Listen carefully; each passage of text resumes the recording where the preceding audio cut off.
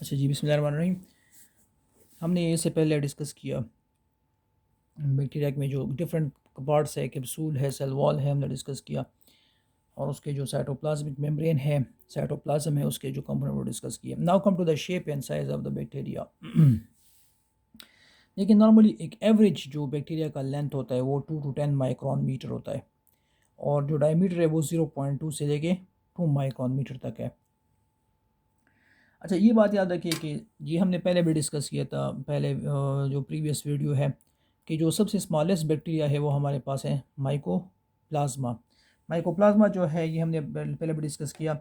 ये वो बैक्टीरिया है जिसमें सेल वॉल क्या है, एब्सेंट है, और इसका जो साइज़ है वो तकरीबन 200 नैनोमीटर साइज़ के बराबर है।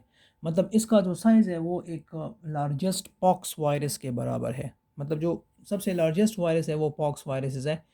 जो पॉक्स वायरस की जो फैमिली है उसका वो सबसे लार्जेस्ट है, जिसका साइज़ जो है ये सिमिलर है किसके, माइकोप्लाज्मा के बराबर है। अच्छा, जो सबसे लार्जेस्ट बैक्टीरिया है वो हमारे पास ये दो किस्म के बैक्टीरिया है। एक है थायो मार्गरीटा नेमिबियंसिस।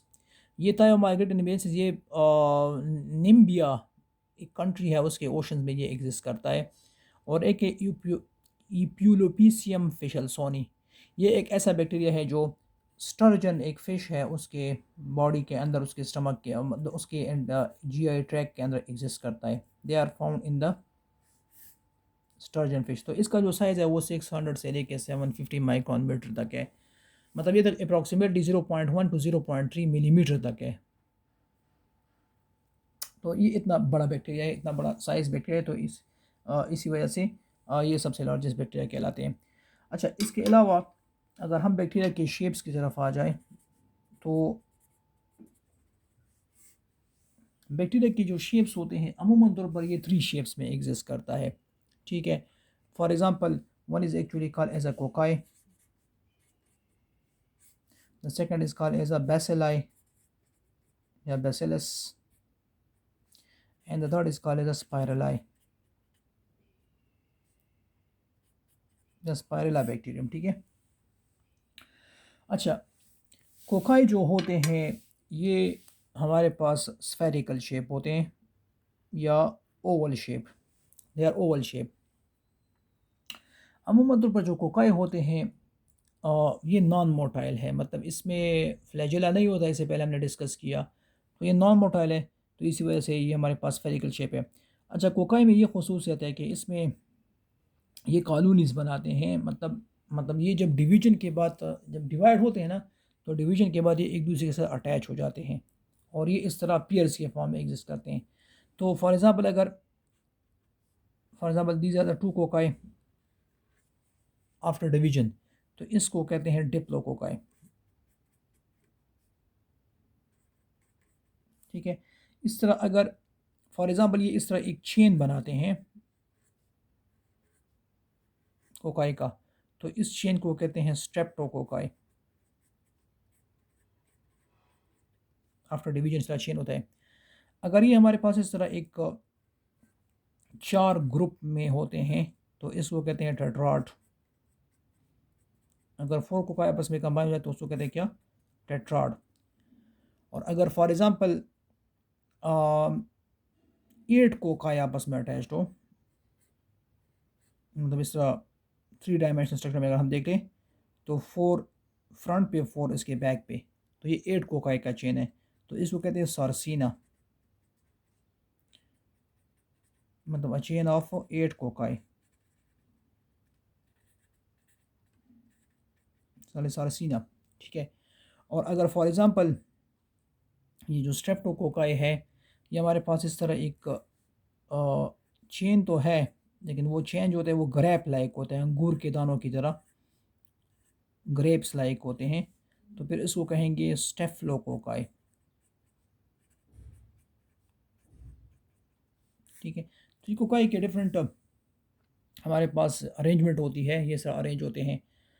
अच्छा, फॉर एग्ज़ाम्पल इसमें डिफरेंट टाइप्स ऑफ हमारे पास इसके एग्ज़ाम्पल है, लाइक स्ट्रेप्टोकोकस नमूनी है जो नमूनिया काजिंग बैक्टीरिया है। या अगर हम देखें निसीरिया गोनोरिया, निसीरिया गोनोरिया जो होता है ये एक ऐसा कोकाई है जो सेक्सुअली ट्रांसमिटेड डिजीज़ गोनोरिया काज करता है। तो इसकी एग्ज़ाम्पल अगर हम डिस्कस कर लें तो कोकाई की एग्ज़ाम्पल हमारे पास है स्ट्रेप्टोकोकस नमूनी,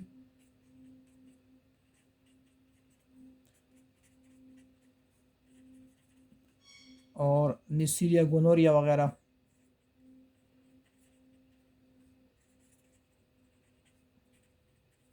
ये हमारे पास कोकाई की एग्ज़ाम्पल, ठीक है।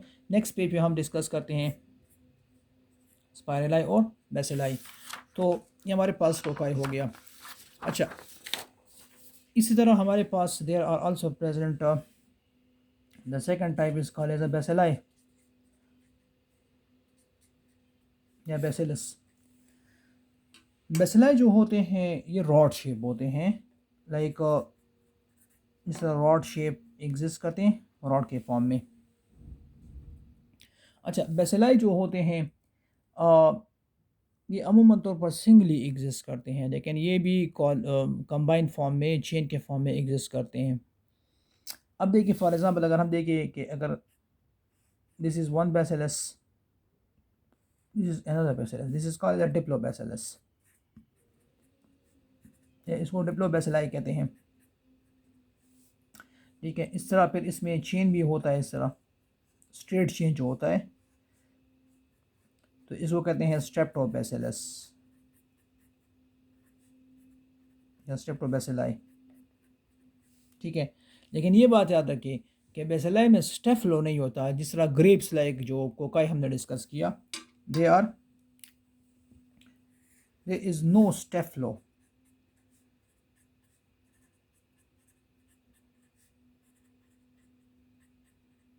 बेसिलाई, और दूसरी बात बेसिलाई जो होते हैं इसमें फ्लैजिला एग्जिस्ट करते हैं। अमूमन तौर पर इसमें इस तरह एक फ्लैजिला एक साइड पे, दोनों साइड पे भी हो सकता है।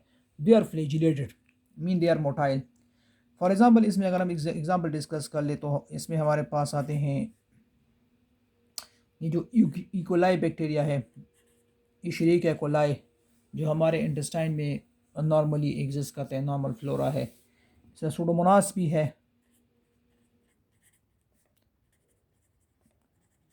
क्लॉस्ट्रीडियम, साल्मोनेला वगैरह,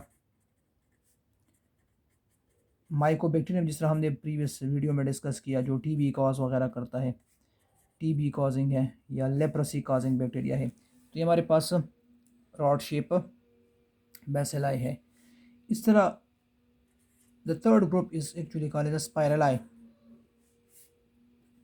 स्पाइरलाई जो होते हैं ये इस तरह हेलिकल स्ट्रक्चर होते हैं, स्प्रिंग शेप होते हैं, इस तरह दे आर स्पाइरल शेप। अच्छा, स्पाइरलाई जो होते हैं ये बात याद रखें कि ये क्लस्टर्स या कॉलोनीज कभी भी नहीं बनाते, they always exist singly, they always exist singly and they never form colony, ये कॉलोनी नहीं बनाते, ठीक है। अच्छा, स्पाइरलाई जो होते हैं इसमें मुख्तलिफ़ किस्म के एग्ज़ाम्पल हमारे पास है। फॉर एग्ज़ाम्पल ट्रिपोनीमा जो सेक्शुअली ट्रांसमिटेड डिजीज़ काज करता है, साइफिलिस, ये इसमें इंक्लूड है। और विब्रियो कॉलरी जो कॉलरा काजिंग है, ये हमारे पास बोरीलिया वगैरह,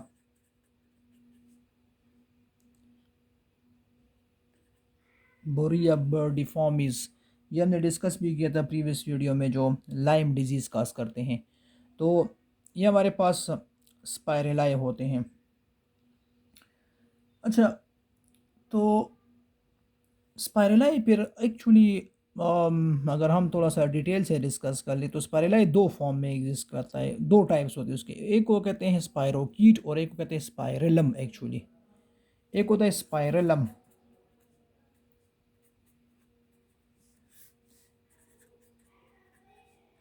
and the other is spirochete. Spirillum जो होता है ना, स्पाइरलम, इसका ये जो हेलिक्स होता है, ये जो स्प्रिंग होता है, the helix is rigid, flexible नहीं होता। और स्पायरोकीट में जो हेलिक्स होता है ये फ्लेक्सिबल होता है, सिर्फ ये डिफरेंसेस याद रखिए, ठीक है। तो ये कंबाइंड ग्रुप हमारे पास हो गया स्पाइरलाइम। अच्छा, ये भी याद रखिए कि बैक्टीरिया जो होते हैं,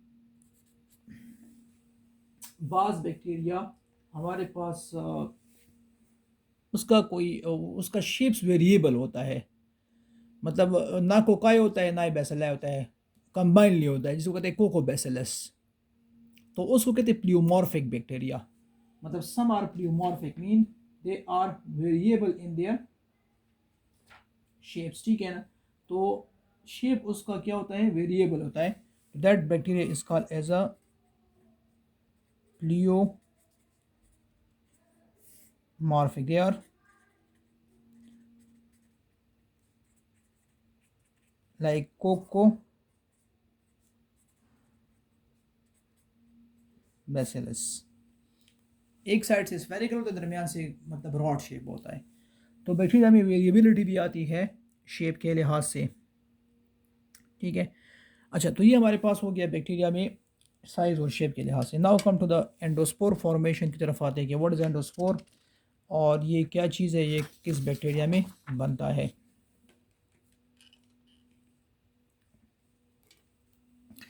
अच्छा,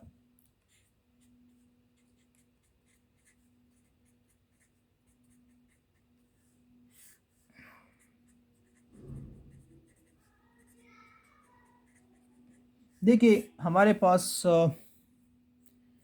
कुछ ग्राम पॉजिटिव बैक्टीरिया, स्पेसिफिकली हमारे पास जो ग्राम पॉजिटिव बैक्टीरिया है, जो बैसिलस,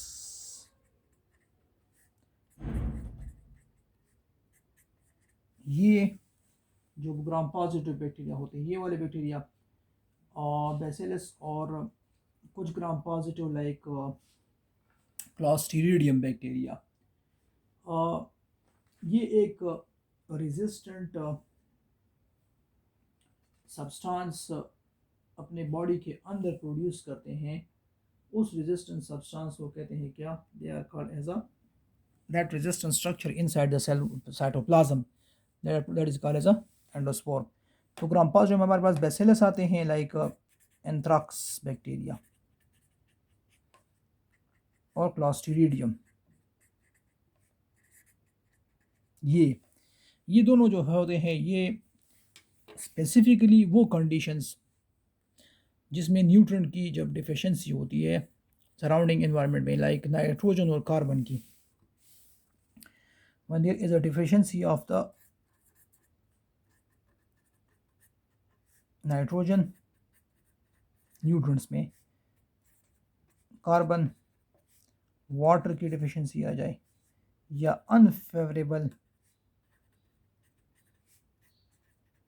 टेम्परेचर हो, बहुत हाई टेम्परेचर हो,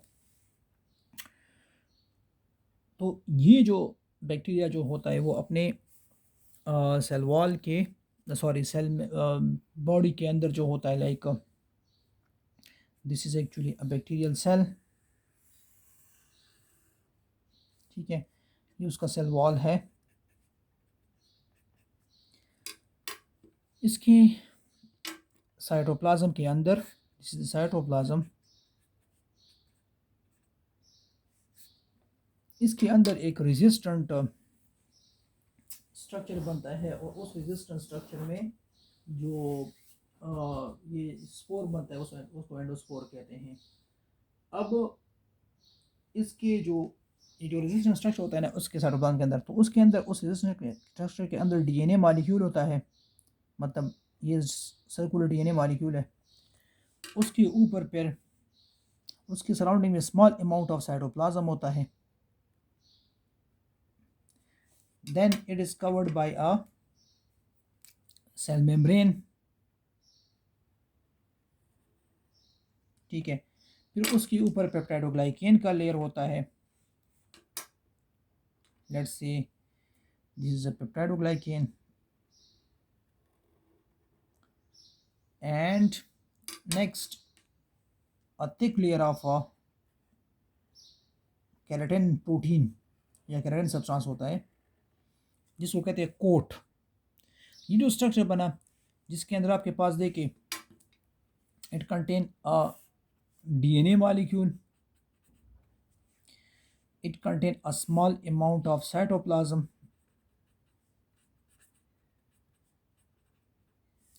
it contain a cell membrane, it contain a peptidoglycan layer, and it contain a coat, outer coat, which is like keratin like substance. ये जो structure बना which is produced inside the bacterial cell, this whole structure it is called as endospore, और इसकी formation को its formation is called as a sporulation, it is called as a sporulation। ठीक है, ये structure और इसके अलावा ये भी याद रखिए कि इस डीएनए के इर्द इसके साइटोप्लाज्म में एक रेजिस्टेंट केमिकल भी होता है। मतलब ये जो साइटोप्लाज्म है ना, इसमें एक स्पेसिफिक केमिकल होता है, that chemical is actually called as a dipicolinic acid. ये एक हीट रेजिस्टेंट केमिकल है, हीट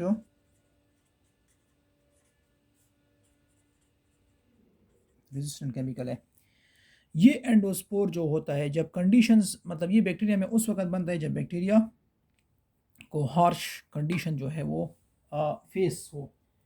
तो इस एंडोस्पोर की जब फॉर्मेशन हो जाती है तो इसके अंदर कोई मेटाबॉलिक एक्टिविटी नहीं होती, ये बात याद रखें, ये डॉर्मेंट होता है। लेकिन जब कंडीशंस फेवरेबल हो जाते हैं तो ये बात याद रखिए, कुछ एंजाइम्स जो होते हैं ये इस कोट को डिग्रेड कर लेते हैं, क्योंकि इस कोट के अंदर कोई सब्सटेंस एंटर नहीं हो सकता, मतलब इसके थ्रू वाटर या न्यूट्रन एंटर नहीं हो सकते। लेकिन जब कंडीशन फेवरेबल हो जाते हैं तो हमारे पास कुछ एंजाइम इस कोट को ख़त्म कर लेते हैं और उसके अंदर न्यूट्रंट्स दाखिल हो जाते हैं, और ये एंडोस्पोर जर्मिनेट होके एक न्यू बैक्टीरियल सेल जो होता है वो बना लेता है, मतलब दोबारा एक न्यू बैक्टीरियल सेल बन जाता है। लेकिन ये बात याद रखें कि एंडोस्पोर की फॉर्मेशन बैक्टीरिया सिर्फ अपनी सर्वाइवल के लिए करता है, मतलब ये अपनी रिप्रोडक्शन के लिए नहीं करता, क्योंकि ये जो पेरेंट बैक्टीरिया है इसकी तो डेथ हो जाती है जब कंडीशन फेवरेबल ना हो। ठीक है, लेकिन जब ये स्पोर इसके अंदर बच जाता है तो ये स्पोर जो होता है ये इसको क्या करता है, उसको ईयर्स तक क्या करता है,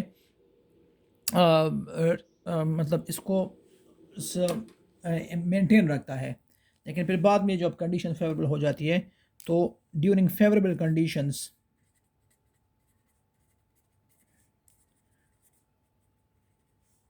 the coat is degraded by enzyme and this endospore they form a new cell, new bacterial cell। ठीक है, ये बात याद रखें कि this is only for survival and not for reproduction. ठीक है, अच्छा, जो बैक्टीरिया एंडोस्पोर प्रोड्यूस करते हैं तो ये बात याद रखिए कि